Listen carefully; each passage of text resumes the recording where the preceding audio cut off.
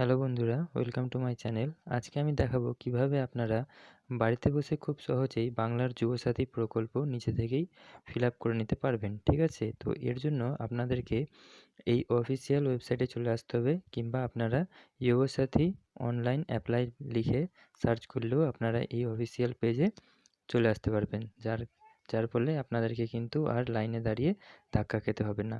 তো পেজে একটু লোড থাকার কারণে পেজটা একটু লোড নিতে সময় লাগছে। তো এটা লোড হয়ে গেলে আপনারা এখান থেকে কিন্তু নির্দ্বিধায় ফর্মটা নিজে থেকেই ফিল আপ করে নিতে পারবেন। তো দেখতে পাচ্ছেন এটা হচ্ছে গিয়ে সেই অফিসিয়াল পেজ, এবং এখান থেকে আপনারা অ্যাপ্লাই অনলাইন ক্লিক করে নিলে আপনাদের সামনে কিন্তু একটি নতুন পেজ ওপেন হবে।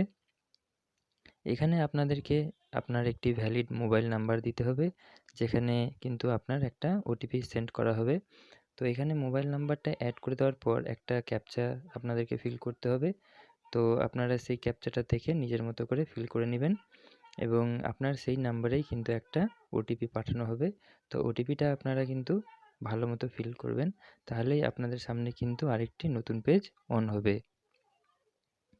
তো এখানে ওটিপি আমার ফোনে চলে এসছে। এবার আমি এখানে ওটিপিটা দিয়ে দিলাম। ঠিক আছে? এবার ওটিপি দেওয়ার পর এখান থেকে ভেরিফাই করে নিতে হবে। তো ভেরিফাই আমি ক্লিক করে নিচ্ছি। তো এখানে ক্লিক করে নেওয়ার পর আপনারা দেখতে পাচ্ছেন এখানে আপনার মোবাইল নাম্বার যেটা দিয়ে আপনারা লগইন করলেন সেই নাম্বারটা এখানে শো করবে, এবং বেসিক ডিটেলসটা একটু ব্লু কালারের মতো থাকছে। এখানে আপনাদেরকে আপনার আধার নাম্বার দিতে হবে এবং আরও কিছু বেসিক ডিটেলস ফিল আপ করতে হবে।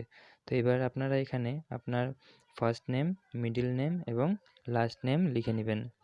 তো এই ৩টে নাম কমপ্লিট করার পর আপনারা নামের স্পেলিং কিন্তু কোনোভাবেই ভুল করবেন না, কারণ ব্যাংকের সঙ্গে ভেরিফাই হওয়ার পরেই কিন্তু আপনারা টাকাটা পাবেন। তো অবশ্যই মোবাইল নাম্বার এবং নামের মধ্যে কোনো যেন ভুল ত্রুটি না থাকে তার দিকে কিন্তু খেয়াল রাখবেন। এবার আপনাদেরকে এখানে মোবাইল নাম্বারটা দিতে হবে, যেটা কিন্তু ব্যাংকের সঙ্গে লিঙ্ক আছে, সেই নাম্বারটাই আপনারা এখানে দিবেন। এবার একটা ইমেল আইডি আপনারা যদি থাকে তাহলে আপনি দিবেন, না থাকলে কিন্তু দেওয়ার কোনো দরকার নাই। এরপরে আপনারা জেন্ডার সিলেক্ট করবেন এবং আপনার ডেট অফ বার্থ এখান থেকে লিখে নেবেন। ঠিক আছে? কিবোর্ড থেকে লিখে নিলেও আপনারা পারবেন, কোনো অসুবিধা হবে না। এখান থেকে ডেট অফ বার্থ লিখে নেওয়ার পর এখানে কিন্তু অটোমেটিক আপনার এজটা ক্যালকুলেট করে নেবে যে বর্তমানে আপনার এজ কত আছে। তো কারণ এখানে ২১ থেকে ৪১ বছর অবধি যারা আছেন তারাই অ্যাপ্লাই করতে পারবেন। তার জন্য এখানে কিন্তু বয়সটা ম্যান্ডেটরি। তারপরে এবার এখানে আপনাকে আপনার ফাদারস নেম, তারপরে হচ্ছে গিয়ে মাদার নেম, কিংবা আপনি যদি আপনার স্বামী বা স্ত্রীর নাম এখানে অ্যাড করতে চান তাহলে কিন্তু এখানে স্পাউস নেম যে আছে সেখানে কিন্তু আপনারা ক্লিক করতে পারবেন। তারপরে ক্যাটাগরি আপনারা যেটা থাকবেন সেটা ক্লিক করবেন, এবং মানে ম্যারিটাল স্ট্যাটাস আপনারা যদি বিবাহিত হন তাহলে ম্যারিড দিবেন কিংবা আনম্যারিড দিবেন, এবং তারপরে বেসিক ডিটেলসে আপনাদের কিন্তু ভিলেজ এবং গ্রাম এইসবের কিন্তু পিনকোড এইসব দিতে হবে। তো আপনারা আপনাদের মতো ফিল আপ করে নেবেন। এবার তারপরে আপনাদের কোয়ালিফিকেশান ডিটেলসের মধ্যে আপনাদেরকে এখানে কোন বোর্ড থেকে আপনারা মাধ্যমিক পাস করেছেন, তো সেটা বা ইকুইভ্যালেন্ট আপনাদের যদি মাধ্যমিক রবীন্দ্রমুক্ত থেকে হয়ে থাকে তাহলে আপনারা কিন্তু সেটা চুজ করে নিতে পারবেন। এবং মাধ্যমিক বোর্ড সিলেক্ট করে নেওয়ার পরে এখানে আপনারা আপনাদের রোল নম্বর, মানে রোল এবং নম্বর আপনারা আপনাদের অ্যাডমিট কার্ডের মধ্যেই পেয়ে যাবেন। তো সেখান থেকেই আপনারা কিন্তু রোল এবং নম্বরটা এখান থেকে ভালো মতো পুট করবেন, কারণ এটার উপর থেকেই কিন্তু ওনারা ভেরিফাই করবেন। ঠিক আছে? এবং রোল নম্বর দিয়ে দেওয়ার পর পাসিং ইয়ারটাও দিয়ে দেবেন, কত সালে হয়েছেন, এবং হাইয়েস্ট কোয়ালিফাই মানে আপনারা কতদূর পড়াশোনা করেছেন সেটা আপনারা দিতে পারেন। তারপরে হচ্ছে বর্তমানে আপনারা কী করছেন, আর যদি আনএমপ্লয়েড থাকেন তাহলে সেটা লিখে দিবেন আনএমপ্লয়েড, এবং তারপরে আপনাদের কিন্তু খুব ইম্পর্টেন্ট যেটা হচ্ছে গিয়ে ব্যাংকের নাম, এবং সেটা হচ্ছে ব্যাংকের অ্যাকাউন্ট নাম্বার, আর হচ্ছে গিয়ে আইএফএসসি কোডটা আপনারা কিন্তু আপনাদের ব্যাংকের যে বই আছে সেখান থেকেই কিন্তু আপনারা পেয়ে যাবেন। ঠিক আছে? তো আপনারা এটা কিন্তু খুবই যত্ন সহকারে ভালো করে ফিল আপ করবেন, নাহলে কিন্তু আপনাদের সামনে পরবর্তীতে প্রবলেম হতে পারে। তো এবার তারপরে এখান থেকে আইএফএসসি কোড ক্লিক করে নেওয়ার পর আপনারা মানে লিখে নেওয়ার পরে তারপর দেখুন এখানে একটা অপশন আসছে যেখানে আপনাকে জিজ্ঞাসা করা হচ্ছে যে আপনি কি আর কোনোভাবে কোনো স্কলারশিপ পাচ্ছেন কিনা।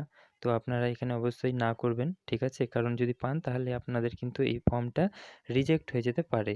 তো আপনারা এখানে অবশ্যই না করবেন। আর আপনারা যদি অন্য কিছু পেয়ে থাকেন তাহলে কিন্তু এটা আপনারা না করলেও পারেন।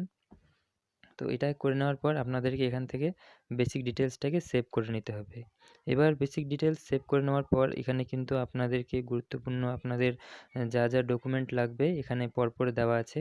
তো এখানে ১ম এ দেখুন ডকুমেন্ট টাইপ আছে। এখান থেকে আপনাদেরকে মানে একটা করে ডকুমেন্ট সিলেক্ট করতে হবে। আপনারা নিচে দেখতে পাচ্ছেন যে এখানে মাধ্যমিকের ১ম এ অ্যাডমিট আছে, তারপরে মার্কশিট। তো এইভাবে ডকুমেন্ট টাইপ থেকে একটা সিলেক্ট করবেন এবং চুজ ফাইল থেকে আপনারা যে পিডিএফ বানিয়েছেন সেখান থেকে পিডিএফগুলো অবশ্যই কিন্তু ৩০০ কেবির মধ্যে রাখবেন পিডিএফগুলোকে। তো একটা করে কিন্তু সবটাই আপনারা এখান থেকে আপলোড করে দিবেন, ঠিক আছে? এবং এইভাবে গ্রিন টিক দেখাবে। এখান থেকে সব কিছু আপলোড ভালোমতো হয়ে যাওয়ার পর আপনারা এখান থেকে সেটাকে চেকও করতে পারেন এবং তারপরে মানে সাবমিট করে দিবেন। এবার সাবমিট করে দিলে আপনাদেরকে নেক্সট পেজে এসে আপনাদেরকে ডিক্লারেশন ফর্ম দিবে, যেখানে টিক করে এখান থেকে আপনারা কিন্তু ওকে করে দিবেন এবং এই ফাইনাল যেটা সাবমিট দেখতে পাচ্ছেন, ফাইনাল সাবমিট করে দিলেই আপনাদের কিন্তু অনলাইনে মানে পুরো প্রসেস কিন্তু কমপ্লিট হয়ে যাচ্ছে এবং এই নাম্বারটাই হচ্ছে গিয়ে আপনাদের কিন্তু অ্যাপ্লিকেশন আইডি। এবার যদি আপনারা আপনাদের মানে অ্যাপ্লিকেশন ফর্মটা ডাউনলোড করতে চান তাহলে এখানে একটা বেগুনি কালারের মধ্যে যে দেখতে পাচ্ছেন অ্যাপ্লিকেশন ফর্ম, এটাতে ক্লিক করলে আপনারা আপনাদের মোবাইলের মধ্যেই আপনাদের যে ফর্মটা এখন ফিল আপ করলেন সেটা কিন্তু পুরোপুরি পেয়ে যাবেন। তো সেটা আপনারা অবশ্যই ডাউনলোড করে নিবেন এবং যদি পারেন তাহলে তো সেটাকে প্রিন্ট আউট করে নিজের কাছে রেখে দিবেন। যদি পরবর্তীতে কোনো সমস্যা হয় তাহলে কিন্তু সেটা আপনাদের হেল্প হবে। তো আশা করি ভিডিওটি আপনাদের কাজে লেগেছে। যদি ভিডিওটি ভালো লাগে তাহলে অবশ্যই ভিডিওটিকে লাইক করবেন। Thank you.